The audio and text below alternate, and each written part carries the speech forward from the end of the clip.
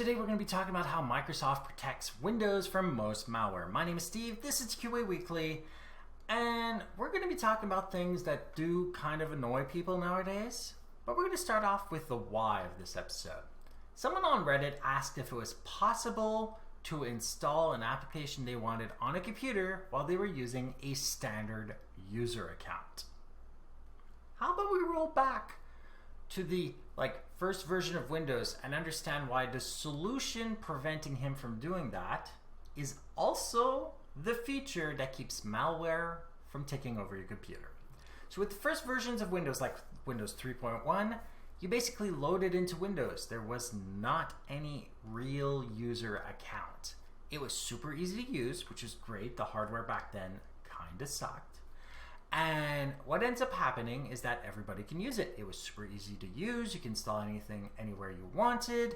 Therefore, because of the smaller drive spaces, you could have a few more drives and still be able to install stuff in your computer. And that meant that user accessibility to Windows was pretty high. It was super simple. It was super clean for that time. No problems. But it also meant that malware could do anything it wanted in Windows because it could basically install itself and do whatever it wanted to Windows. Luckily, Windows was fairly small. It didn't take that much time to install if we're comparing to that era of time, but still, it was annoying. And then you start getting to Windows 95 that has the introduction of your administrator, your standard, and your guest accounts. Now, the philosophy was that administrators should be like the parents or the IT department in businesses, and then everyone else should be running a standard account. Because malware typically uses the privileges of the current user to do whatever it wants inside of the computer. If you're not an administrator, it obviously can't do very much to the computer. But it wasn't locked down as well back then as it is now. So basically, you could privilege escalate to administrator. You had full reign because administrator was the top. And this was a problem for a while in Windows. So you have a lot of patches done to Windows from 95 to 98 and XP where it starts becoming usable because on top of everything else, standard and guest accounts were notorious for having bugs because they didn't have the same access to everything and people just didn't code for them. They coded for the administrator accounts. So you start heading over to things like Windows Vista. Windows Vista has a better user account experience, but also has the advent of user access control.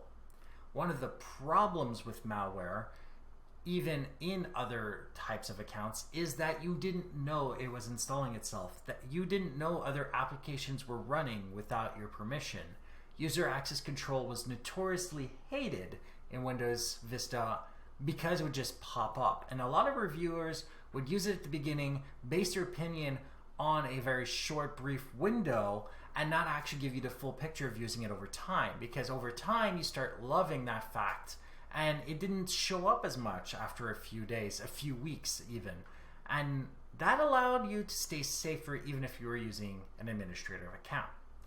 Using a standard or a guest account is still the safest way to keep Windows safe. But at least with the layer of user access control, your computer wasn't completely open to malware. It was kind of fixed in Windows 7 with the addition of an extra feature that allowed for several pop-ups not to show up for no reason whatsoever. And that meant that for a while, most people were using Windows 7 with user access control, saying that it was better than Vista despite the fact it's the same feature with just, a few small tweaks and a few small tweaks done to the accounts themselves because we still maintain administrator, standard, and guest. And obviously, there should only really be one administrative account per computer and the rest of them should be standard accounts just to prevent issues with viruses and malware and all that. Then we have Windows 8, which a lot of people do hate because of things like UEFI and Secure Boot. I definitely understand your point, but Windows 8 allowed us to finally have Windows protecting itself with higher levels that were protected by hardware. And that meant that viruses and malware could not attack various features of Windows security because they were locked by Secure Boot. And that meant that at no point, unless you found some great big bug that I've only heard of once, that you could compromise those files. And that meant that for the first time, we had multiple active features, both combined in software and hardware, actively protecting Windows. Windows is getting harder to use over time, but most people are a lot better at using computers now than they were back in the era of Windows 3.1. And viruses are also a lot scarier now than they were back then. So you get to Windows 8 and a lot of people hate it. They had an interface and some other stuff changed in it, but people hated it, so obviously we had to move on to the next thing, which was Windows 10. Windows 10 has a interface that most people prefer, but still much of the code of Windows 8 and all the other ones, and it also has more features that are geared towards security, including the one where we have updates being installed automatically. Because over a period of time, Windows had noticed that people just didn't install updates. What is the easiest way to infect a computer, especially with security features that are meant to protect it? By not installing the updates that maintain current protections on Windows.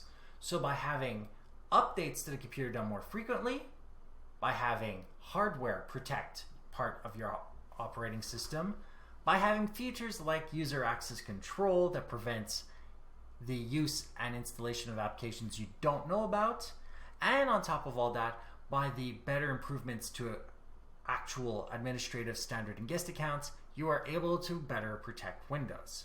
The user was wondering why they can't install anything from their standard account, and if there is any way around that. The answer is because Windows is actually proactively preventing anyone but administrators from installing anything in Windows, because letting anyone else otherwise would be at the detriment of the security of Windows itself, all of your data, all of your applications, and everything else that you keep in Windows would be at great risk if someone outside administrator account could use it. On top of all this, they are likely a kid, a teenager, or someone who does not own the hardware that they're trying to install this stuff on, meaning that they probably don't have permission to install the application anyway. So at least we know Windows finally got to the point where if you are going to lend your computer to someone, you can make them a standard account and they can't install anything on your computer without your permission. Just don't give them your password. So if you like this episode, like it, dislike it if you didn't, share with those who think benefit from this, and don't forget to subscribe. And if you have any questions, comments, suggestions for topics, email me at ask@tqaweekly.com or go to my website, tqaweekly.com, where you can see show notes on this episode, past others, find other ways to subscribing, and of course, use the contact form and email me directly. And if you want to see me play video games, I stream on Twitch. On Friday, I'll be streaming at 7 to 9 p.m., on Sunday morning from 1 to 3 a.m., and on Monday morning, I'll also be streaming from 1 to 3 a.m.